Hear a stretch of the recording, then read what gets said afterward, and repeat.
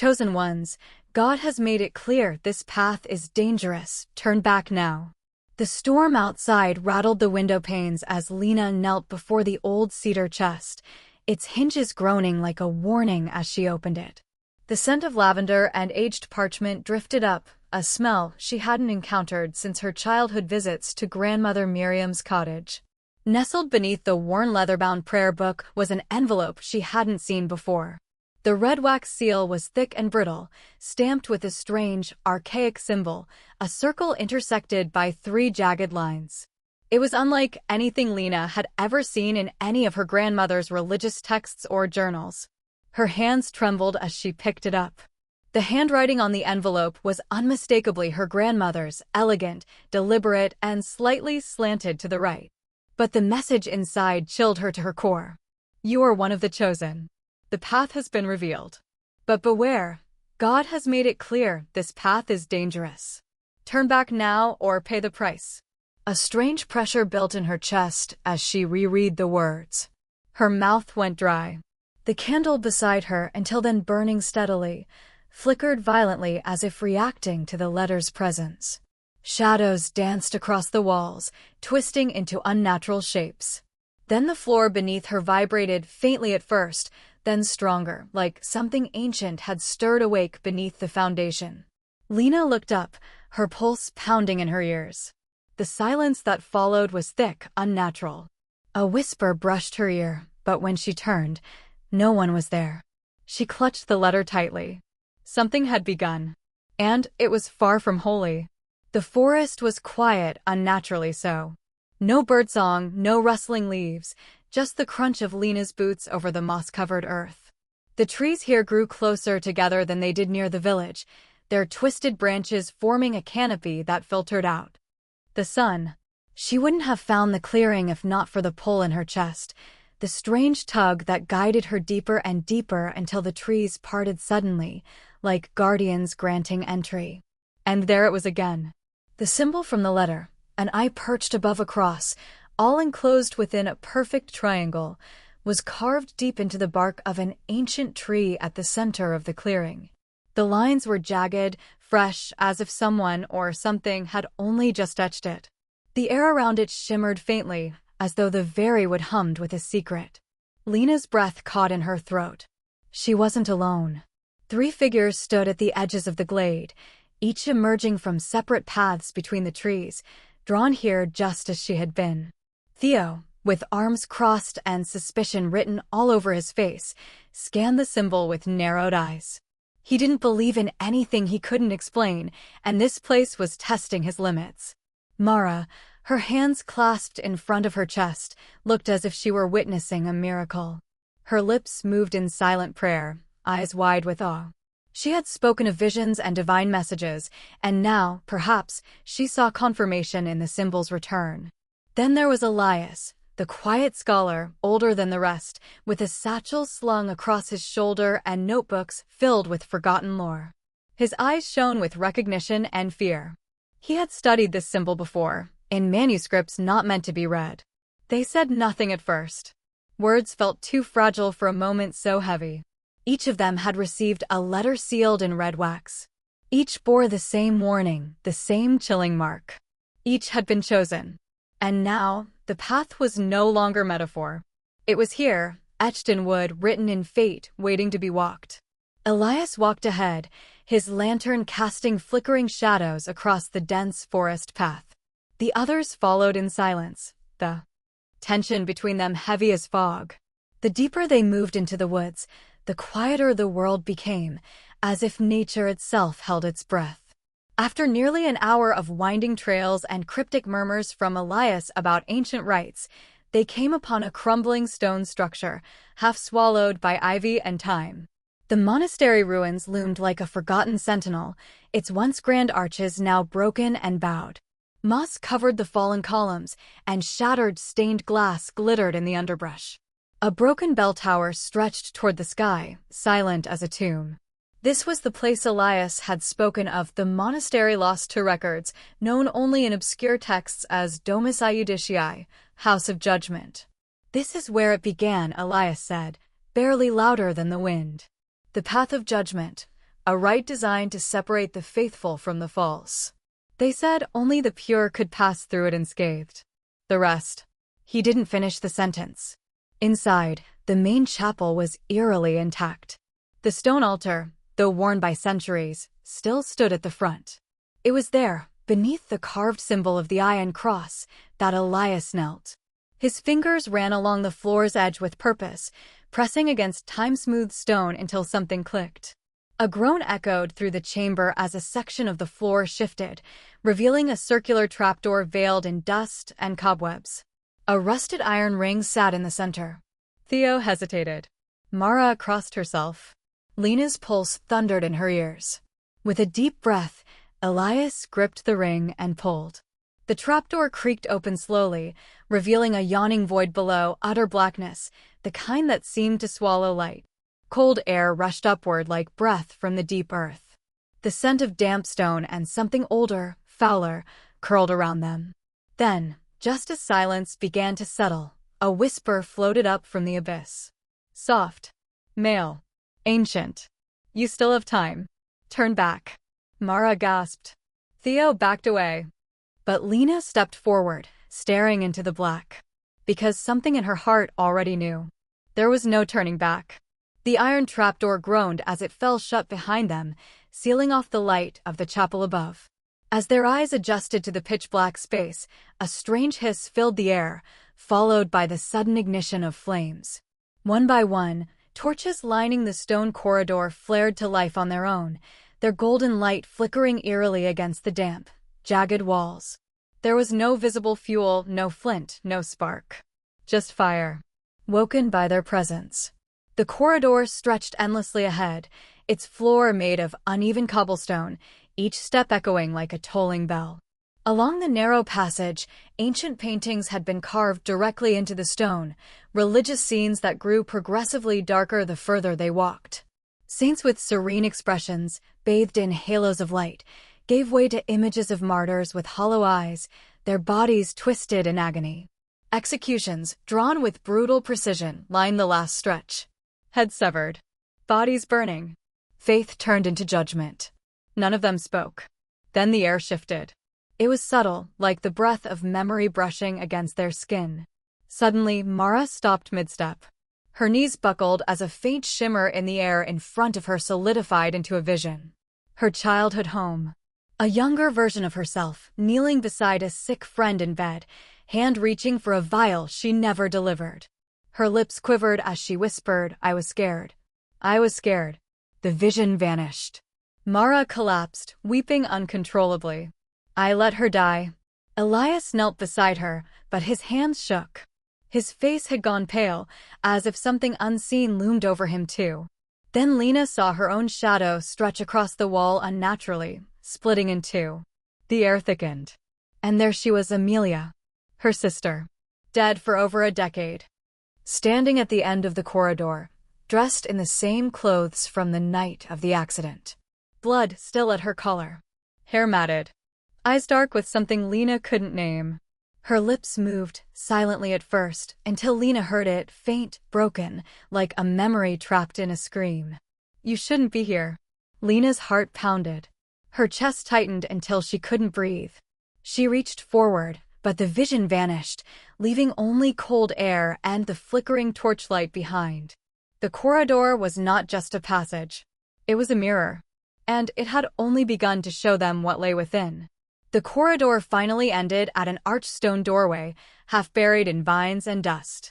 Beyond it lay a massive subterranean chamber, round and echoing, its ceiling lost in darkness. The walls were carved with celestial symbols, moons, stars, wings, and weeping eyes. At the chamber's center stood a massive scale, ancient and unyielding, forged of black iron with two wide pans suspended by chains that creaked with age. There were no instructions carved, no voice to guide them, yet they all seemed to know what was required. A test. An offering. Something of the soul. Theo was the first to step forward. His jaw was tight, his eyes defiant. "This is ridiculous," he muttered, pulling a silver coin from his pocket. "Here's my soul, worth about this much to some." He tossed it onto the left pan. The reaction was instant. The scale tipped violently. Before anyone could react, a mechanism hidden within the stone floor activated with a harsh, grinding sound. From the far wall, a blade shot across the chamber in a sweeping arc. It slashed Theo's arm, slicing through his sleeve and leaving a shallow but painful gash. He stumbled back, clutching his arm, pale from shock. No one moved to help him. The scale reset itself, slow and solemn. Elias stepped forward next. From around his neck, he removed a worn, wooden rosary, beads smoothed by years of use, a family heirloom once held by his father, a man whose faith had never wavered. With trembling hands, Elias placed it gently onto the pan. The scale dipped slightly on both sides, then held still. Balanced. A faint warmth moved through the room, and the torches along the walls flared gently, as if in silent approval. Elias exhaled, a tear escaping down his cheek. Then it was Lena's turn. Her fingers hesitated at her neckline, where her sister's old silver locket rested. It had been a gift on Amelia's last birthday, a symbol of the bond they'd shared and the guilt Lena had carried ever since the accident. She unclasped it slowly, heart pounding, and stepped forward. She placed the locket on the scale. The pans rocked, teetered, then stilled. Balanced. But unlike before, the air in the chamber shifted, growing colder, sharper. A sudden breeze whispered through the chamber, though there were no openings. The torches dimmed, their flames dancing erratically. From somewhere above, a low hum began to echo, like distant chanting trapped in stone. The scale had accepted her offering. But something else had been stirred awake. Something that remembered the locket. And the death tied to it. The chamber behind the scale gave way to a narrow passage, just wide enough for them to walk single file. The air grew colder with each step, tighter, pressing against their lungs like unseen hands.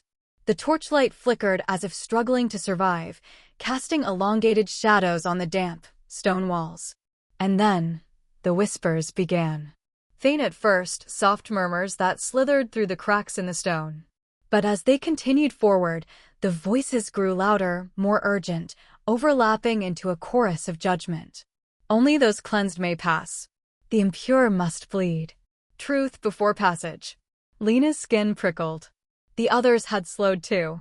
No one dared speak over the voices. At the end of the passage stood a strange doorway, unlike anything they had seen before. It was made of bone. Dozens, perhaps hundreds, of human bones had been fused together into an arch. Femurs, ribs, skull fragments, all polished to a dull, yellow sheen. A circular emblem, an open hand pierced by a dagger, was carved at the center. Beneath it, a message etched into the wall. Tithe of blood. Proof of purging. The worthy shall pass.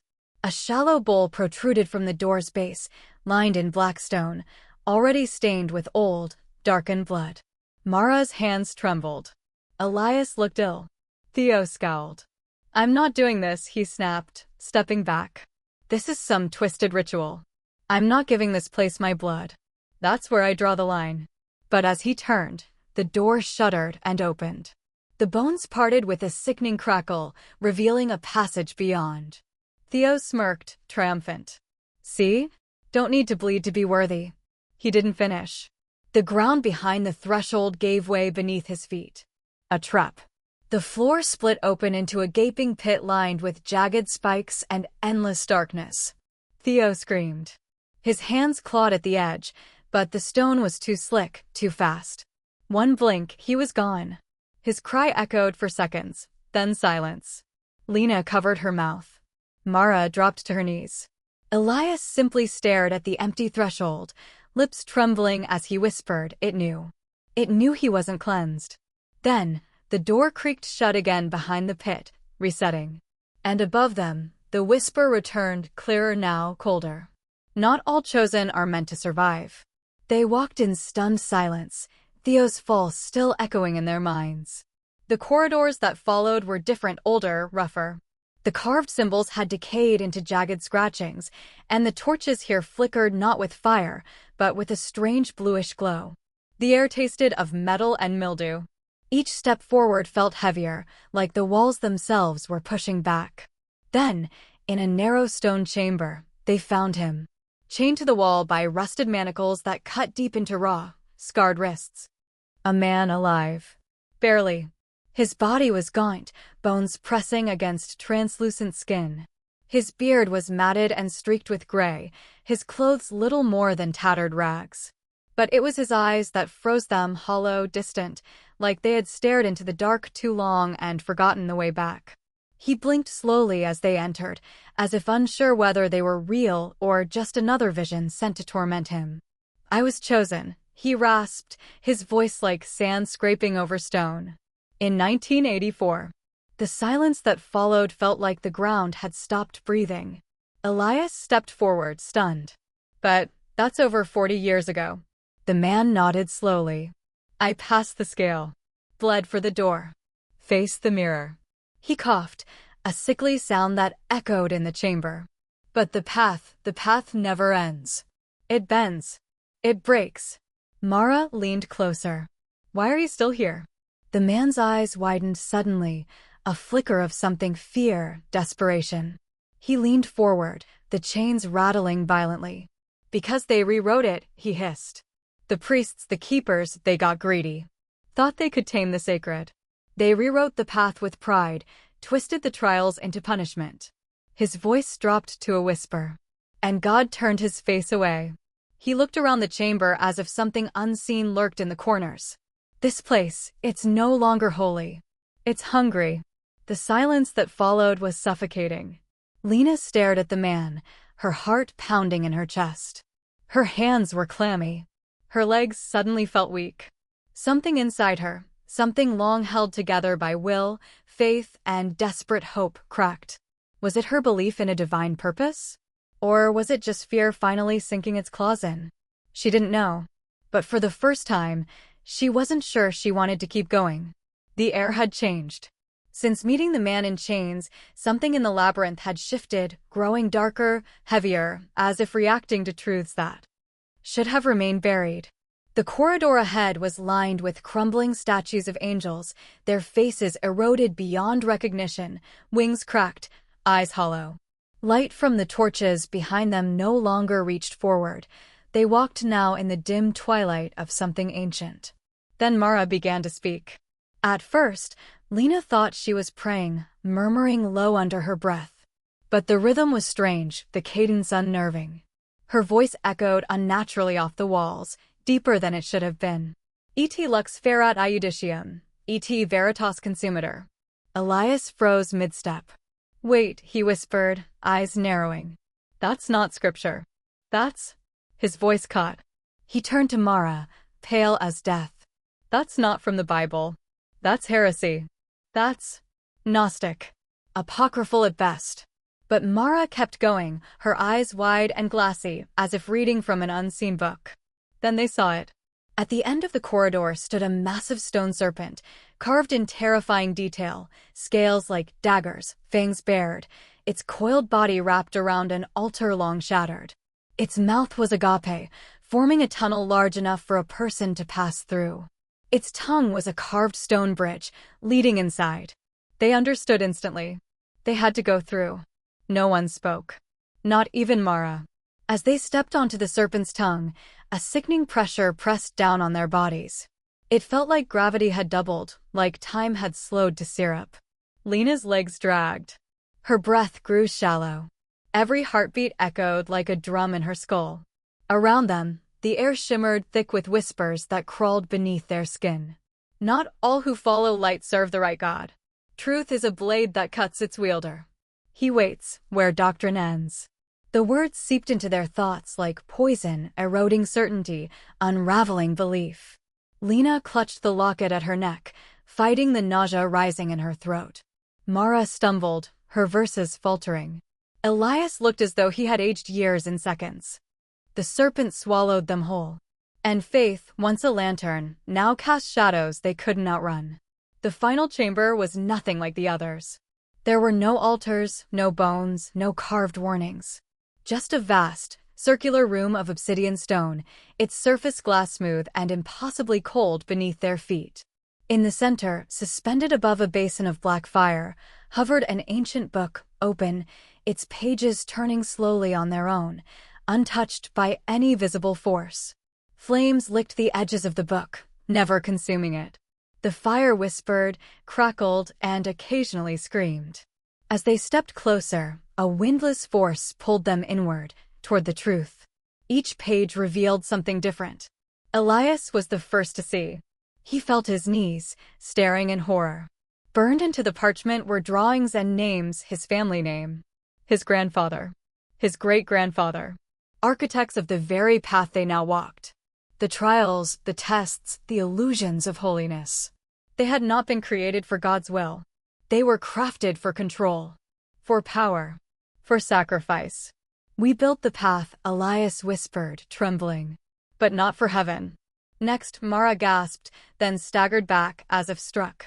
Her eyes filled with tears as a passage of prophecy appeared before her, written in the very language she had chanted since childhood. Except now, she saw the footnote, the correction, the deception. False prophet, translation corrupted, divine made monstrous. Visions flooded her mind of her childhood pastor, of the books she had memorized, the dreams she had sworn were from God. They were not. Her faith had been bent around a lie, twisted to keep her loyal. She fell to her knees beside Elias, her prayers now broken syllables. Then came Lena. The book turned a page slowly, almost reluctantly. A name appeared, Amelia Thorne, her sister. Below it, a truth Lena had never even dared to question. The night of the accident, the brakes had failed. But not by chance. Someone had tampered with them. Marked since birth, the younger must witness death. Lena's vision blurred. The room spun. Her sister hadn't died by fate, it had been part of a ritual. A step in a cycle older than scripture, written in blood long before she ever found the letter. Then the flames rose higher, surrounding the book in a circle of writhing fire. And from deep within its pages, one final revelation surfaced. You were not chosen by God. You were marked by something older. Something waiting. A great pressure filled the room, as if a presence had finally taken notice. Something ancient. Watching. Awake. And Lena realized. This path had never been about salvation. It had always been about awakening something that never should have been disturbed. Lena stood alone. The others gone. Taken by the trials, by truth, by forces neither divine nor earthly. The vast obsidian chamber was silent now, save for the crackle of dying flame beneath the floating book. The final page had stopped turning. Instead, the words etched themselves in fire across its last parchment, and as Lena reached toward it, they leapt, branding themselves into her flesh. She screamed, falling to her knees, clutching her hand. You still have a choice. The sentence pulsed in her palm like a second heartbeat, glowing faintly beneath her skin. When she looked up, the exit had appeared, a tunnel at the edge of the chamber, framed in crumbling stone.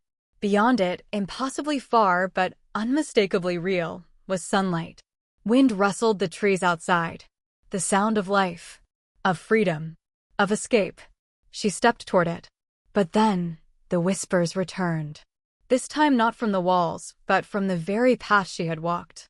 Dozens of voices. Hundreds. Crying. Begging. Warning. Screaming. Their agony echoed down the corridor, seeping through the stone like blood through gauze. The faces of the lost flashed through her mind. Theo, defiant till the end. Mara, blinded by a faith not her own. Elias, destroyed by his bloodline's sins. Even the man in chains, forgotten by time, left to rot with only truth for company. Lena turned. Behind her stood the dark corridor. Before her, the light. In her palm, the choice burned still. She could leave now. Let the place claim the next poor souls. Let it continue its cursed cycle. After all, she had survived. Barely. She had nothing left to give, no sister, no faith, no peace. But then she remembered the letter. The red wax. The symbol. She remembered how it all began. And slowly, she walked back toward the entrance, not into the darkness, but just far enough to whisper into the cold wind that always seemed to listen. Her voice cracked, but her words were firm. Chosen ones. God has made it clear. This path is dangerous. Turn back now. Then she knelt, carving the symbol into the stone with the blood still drying on her hand. And waited. Not as a victim, but as a guardian. Because some truths must be remembered. And some doors must never open again.